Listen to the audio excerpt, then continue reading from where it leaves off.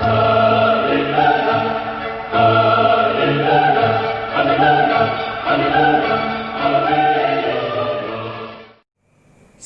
adik-adik, apa kabar semua hari ini? Sisan yakin adik-adik semua dalam keadaan sehat, sukacita, dan diberkati Tuhan. Nah adik-adik sudah siap untuk mendengarkan cerita firman Tuhan hari ini? Yang sudah siap lambaikan tangannya. Ore. Nah adik-adik, kalau sudah siap untuk mendengarkan cerita firman Tuhan hari ini, ikuti perintah Sinsang. Angkat kedua tangannya, satukan kedua tangannya, turunkan ke bawah. Kita berdoa. Tuhan Yesus, terima kasih, kami bersyukur hari ini kami boleh mengikuti ibadah sekolah minggu online. Kami boleh memuji Tuhan, dan saat ini kami mau mendengarkan cerita firman Tuhan.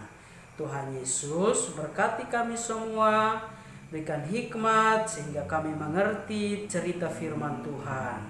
Dalam nama Tuhan Yesus, haleluya, amin. Nah adik-adik, tema cerita firman Tuhan kita pada hari ini adalah melayani keluarga. Sisan ulangi ya. Tema cerita firman Tuhan pada hari ini adalah melayani keluarga. Sisan mau tanya, siapa yang sudah pernah melayani keluarganya? Siapa yang sudah pernah membantu orang tuanya melakukan sesuatu di rumah?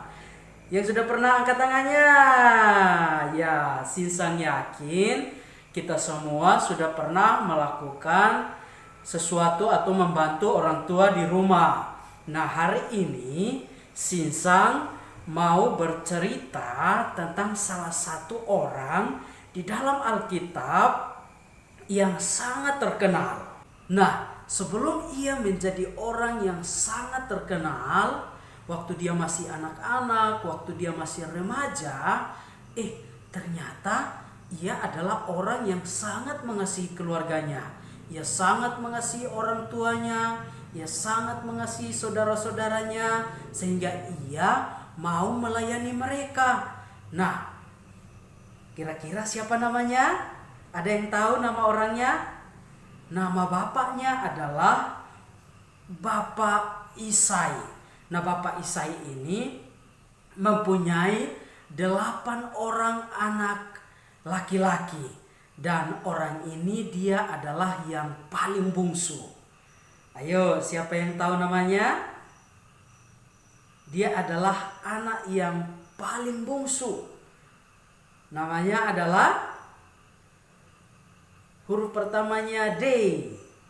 Daud. Ya, benar. Nah, adik-adik, mari kita membaca saja ayat firman Tuhannya dalam 1 Samuel pasal 17 ayat 12 sampai ayat 20. 1 Samuel pasal 17 ayat 12 sampai ayatnya yang ke-20. Tetapi Sinsang tidak akan bacakan semuanya. Nanti adik-adik silahkan baca di rumah ya. 1 Samuel pasal 17 ayat 12 sampai 20. Sinsang baca mulai ayat 12 sampai ayat yang ke-15, kemudian ayatnya yang ke-17. Ayat 12 firman Tuhan berkata, Daud adalah anak seorang dari Efrata, dari Betlehem Yehuda, yang bernama Isai. Isai mempunyai 8 anak laki-laki. Pada zaman Saul orang itu telah tua dan lanjut usianya. Ketiga anak Isai yang besar-besar telah pergi berperang mengikuti Saul. Nama ketiga anaknya yang pergi berperang itu ialah Eliab, anak sulung. Anak yang kedua ialah Abinadab, dan anak yang ketiga adalah Syama. Daudlah yang bungsu. Jadi ketiga anak yang besar-besar itu pergi mengikuti Saul. Tetapi Daud selalu pulang daripada Saul untuk menggembalakan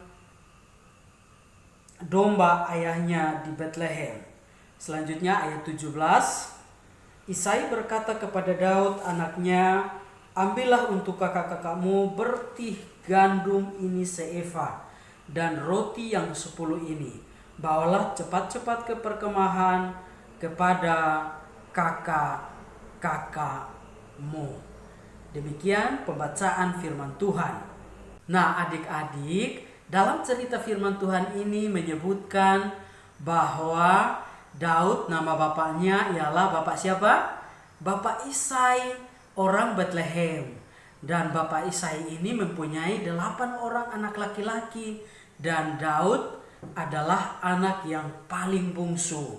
Sementara anak-anaknya yang besar-besar, yang pertama atau yang sulung namanya adalah Eliab. Kemudian anak yang kedua adalah Abinadab. Kemudian anaknya yang ketiga adalah Syama. Dan mereka ini adalah tentara-tentara Israel yang selalu pergi bersama Raja Saul untuk berperang di medan perang. Sementara Daud dia juga menjadi pelayan Raja Saul. Kemudian menjadi pembawa senjatanya. Nah, mengapa? Karena pada waktu itu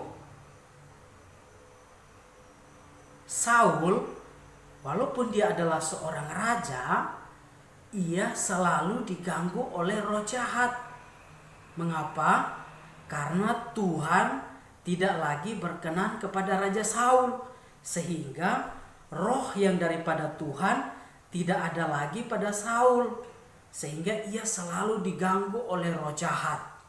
Nah, adik-adik, ketika Raja Saul diganggu oleh roh jahat, maka harus ada orang yang bisa main musik supaya roh jahat itu bisa lari daripadanya.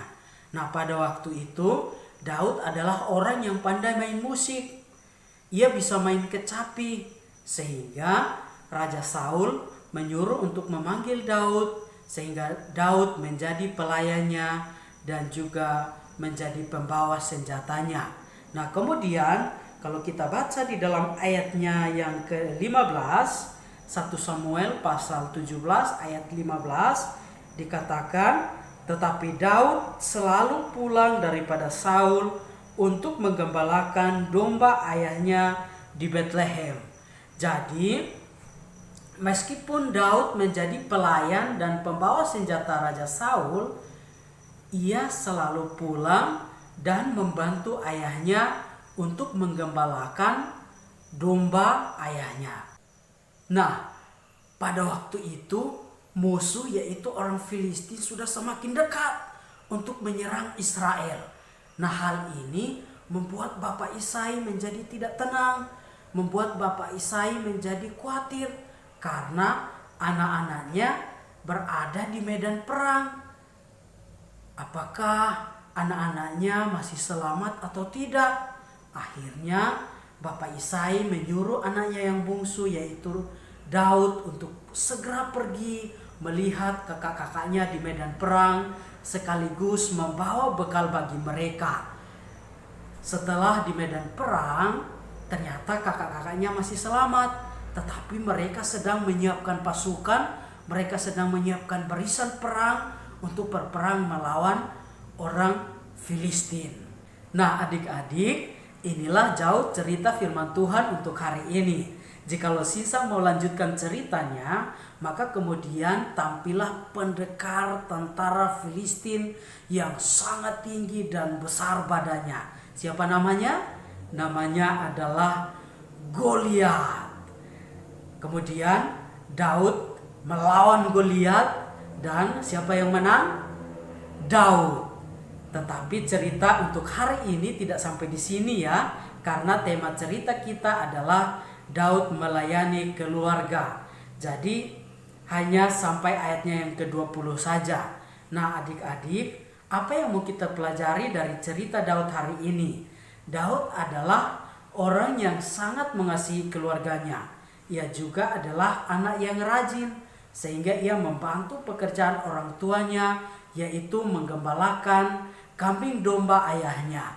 Kemudian Daud juga adalah orang yang bertanggung jawab, sehingga walaupun ia sudah menjadi pelayan dan pembawa senjata Raja Saul, ia tidak lupa akan pekerjaan sebelumnya, yaitu menggembalakan kambing domba ayahnya. Kemudian Daud juga adalah seorang pemberani. Kalau ada singa yang datang untuk merebut dombanya, dia memukul singa itu sampai mati. Sehingga Daud terlatih menjadi orang yang sangat berani. Kemudian Daud juga adalah orang yang taat kepada perintah orang tua.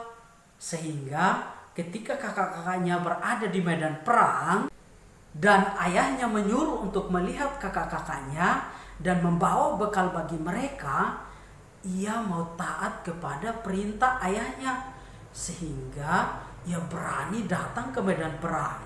Nah, adik-adik, kita juga sebagai anak-anak Tuhan, kita harus belajar dari Daud untuk melayani keluarga kita. Siapakah keluarga kita? Keluarga kita terdiri dari ayah, ibu, adik, kakak. Kemudian kita juga punya keluarga besar seperti paman, seperti bibi, kakek, nenek, dan juga keluarga yang lainnya. Nah, kita harus belajar untuk melayani mereka. Kita harus belajar untuk membantu orang tua kita di rumah. Membantu mereka dalam hal apa? Kita bisa menyapu rumah, kita bisa membuang sampah kepada tempatnya, kita juga bisa merapikan meja belajar kita. Jangan sampai orang tua yang direpotkan untuk merapikan meja belajar kita. Kita harus belajar supaya bisa merapikan meja belajar kita sendiri. Kemudian kita juga harus belajar untuk merapikan tempat tidur kita setelah kita bangun dari tidur. Apalagi kita disuruh oleh orang tua untuk melakukan sesuatu, kita harus taat kepada perintah orang tua. Jangan kita melawan orang tua. Kita harus taat, kemudian bertanggung jawab melakukan apa yang diperintahkan orang tua kepada kita. Jikalau orang tua menyuruh kita untuk belajar, mengerjakan tugas, maka kita harus taat, kita harus belajar, mengikuti apa yang disuruh oleh orang tua kepada kita. Jangan sampai kita melawan. Kenapa? Karena inilah yang diperintahkan oleh firman Tuhan kepada kita. Kita harus menghormati orang tua kita. Nah, adik-adik, inilah cerita firman Tuhan untuk hari ini. Nah, sebelum Sinsang menutup cerita firman Tuhan hari ini, kita ada ayat hafalan. Ayat hafalannya terdapat dalam Efesus pasal 4 ayat 2 bagian B. Efesus pasal 4 ayat 2 bagian B. Firman Tuhan berbunyi, tunjukkanlah kasihmu dalam hal saling membantu. Saya ulangi ya. Efesus pasal 4 ayat 2b. Tunjukkanlah kasihmu dalam hal saling membantu. Coba ayo, siapa yang bisa? Tunjukkanlah kasihmu dalam hal saling membantu. Coba adik-adik sendiri. 1, 2, 3. Ya, masih ada yang salah. Oke, kita ulangi lagi ya. Sama-sama. Efesus pasal 4 ayat 2 bagian B. Tunjukkanlah kasihmu dalam hal saling membantu. Oke, jadi adik-adik harus ingat ya ayat hafalan cerita kita pada hari ini. Kita harus menunjukkan kasih kita kepada keluarga kita dengan membantu mereka melakukan hal-hal kecil yang ada di rumah kita. Biarlah kebenaran firman Tuhan hari ini memberkati kita semua. Mari kita berdoa. Tuhan Yesus, terima kasih, kami bersyukur kami sudah mendengarkan cerita firman Tuhan hari ini. Tuhan Yesus, terus berkati kami, berikan hikmat kemampuan sehingga kami dapat melakukan firman Tuhan di dalam kehidupan kami hari lepas hari. Dalam nama Tuhan Yesus, haleluya, amin.